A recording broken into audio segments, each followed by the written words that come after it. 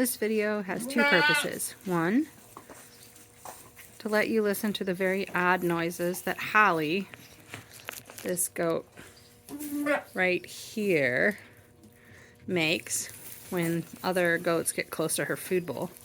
And also, just to look at the cuteness of Cody.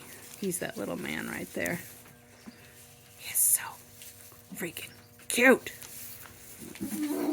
I want to keep him, but I'd only be able to breed him to 3 of my girls because he wouldn't be able to breed to his mom. Isn't he adorable? Oh my gosh. He's got great lines, blue eyes. He's polled like his mama, which means he won't grow horns. He has those moon spots on him. Oh my gosh. It's like caramel and white. Oh, gorgeous. Couldn't have asked for a better specimen of a little buckling.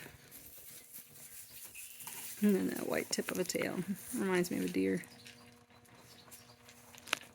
And then both of them went, you can't see them very well, but Cody and Miley went into the hay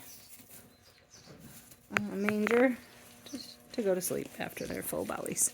Hi, Diamond. There, still plenty of grain for everybody. Well, looks like they're about done.